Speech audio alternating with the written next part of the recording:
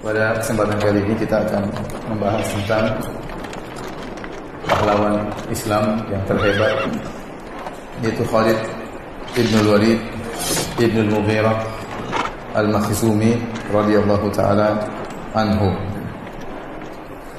Khalid ibn al-Walid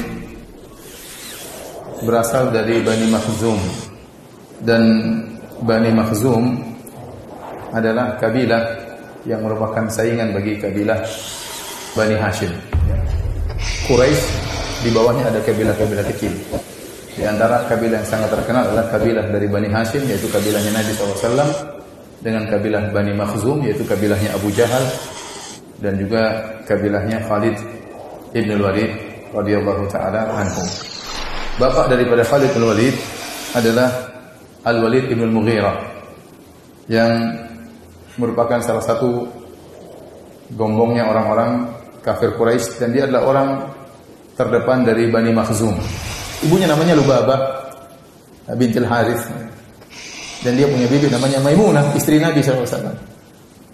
Maimunah istri Nabi. Yang terakhir kalau tidak salah dinikahi oleh Nabi adalah Maimunah. Itulah bibinya siapa? Khalid ibn al-Walid. Dari sini kita tahu bahwasanya Khalid ibn al-Walid hidup di keluarga kaya, karena bapaknya sangat kaya raya. Dan dia sejak kecil sudah belajar al-furusiyah. Dia sudah belajar tentang kuda, sehingga Khalid bin Walid ini orang yang paling, termasuk orang yang paling mahir berkuda.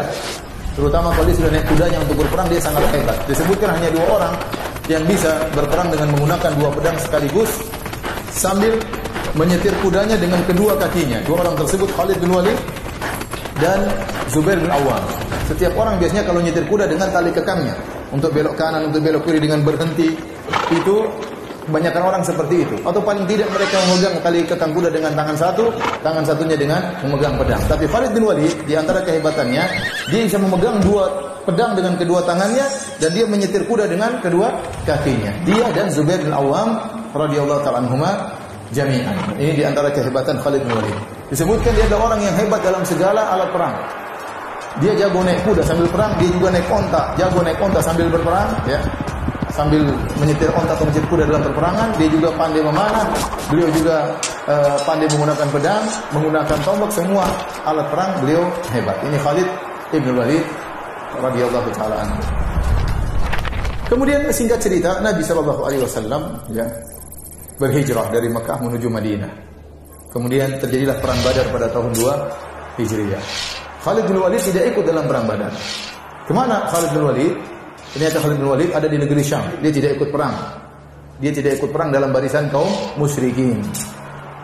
Kemudian pada tahun 3 Hijriah terjadi perang Uhud. Dan saat itu Khalid bin Walid ikut serta dalam perang Uhud. Bahkan dia dijadikan panglima, karena orang-orang sudah tahu kehebatan Khalid bin Walid dalam pertempuran. Maka dia memimpin sebagai pemimpin pasukan berkuda. Terjadi peperangan sebagaimana antum tahu ya, perang Uhud 700 lawan 3.000. 700 lawan 3.000. 700 pasukan kaum muslimin, 3.000 pasukan kaum musyrikin. Kemudian secara singkat, waktu itu Nabi SAW meletakkan pasukan di bawah 650 dan 50 orang di atas suatu bukit kecil namanya Jabal Rumat, yang sering dinaiki oleh jemaah haji, bukit kecil. Disitulah Rasulullah SAW meletakkan 50 pasukan pemanah dipimpin oleh Abdullah bin Jubair radhiyallahu ta'ala anhu. Kemudian Nabi berpesan kepada mereka, "In ra'aitumuna takhtifuna at-tayr fala tabrahu makanakum hatta ursila ilaikum." Kalau kalian melihat kami, mayat-mayat kami diambil oleh burung-burung, artinya kami sudah tewas seluruhnya, maka jangan kalian tinggalkan posisi kalian sampai aku perintahkan perintah berikutnya. Kemudian wa in ra'aitumuna hazamna al-aduwa wa ata'nahum fala tabrahu makanakum hatta ursila ilaikum. Kalau kalian sebaliknya melihat kami menang, kami sudah kalahkan musuh-musuh, maka jangan turun dari tempat kalian sampai aku perintahkan dengan perintah berikutnya. Ini wasiat Nabi kepada mereka, dan diingat betul oleh sang pemimpin yaitu Abdullah bin Jubair radhiyallahu anhu dengan 50 pasukan pemanahnya. Tatkala terjadi perang, Rasulullah SAW ingin perang dari satu arah karena 700 lawan 3.000. 1 banding berapa itu? 1 banding 4. Sekitar 1 banding 4. 3 lawan 3.000. Rasulullah tidak ingin peperangan dari 2 arah apalagi lebih. Karena kalau 2 arah dikepung, misalnya kaum musyrikin 1.500 dari sini, 1.500 dari sini, maka akan mengepung kaum muslimin, berbahaya. Maka Rasulullah SAW pertahankan bagaimana meskipun jumlah mereka cuma 650 di bawah, lawan 3.000 harus dari satu arah. Nah, disitulah fungsi dari pasukan pemanah yang ada di atas Jabal Rumah. Fungsi mereka adalah untuk memanahi pasukan kaum musyrikin yang ingin muter gunung supaya bisa menyerang dari dua arah.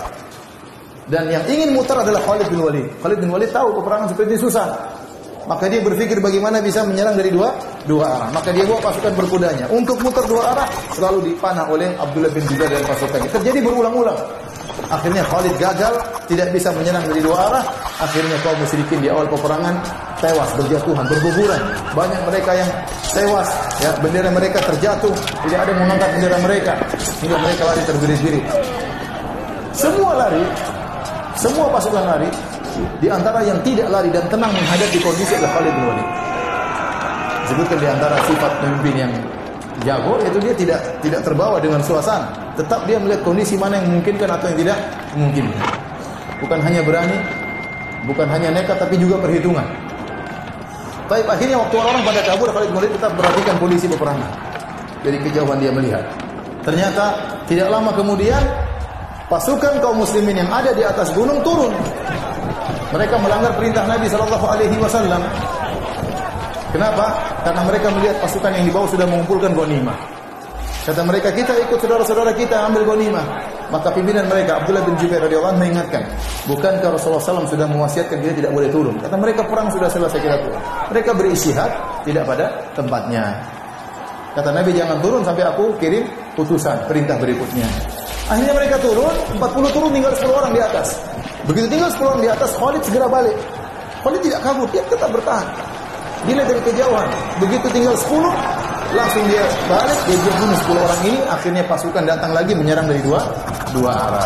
Jadi kemenangan pada hari itu bagi orang-orang musyrikin gara-gara siapa? Gara-gara Khalid bin Walid.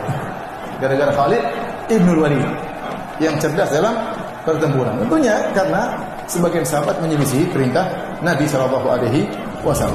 Akhirnya para sahabat banyak yang berguguran, ya, 70 orang meninggal, di antaranya paman Nabi Hamzah bin Abdul Muttalib radhiyallahu ta'ala anhum ajma'in. Intinya peperangan tersebut dianggap menang oleh orang musyrikin, sehingga Abu Sufyan mengatakan, wahai Muhammad, demikianlah peperangan, sijal silih berganti. Terkadang kalian menang, terkadang kami yang menang. Ini adalah sebagai balasan kekalahan kami dalam perang Badar.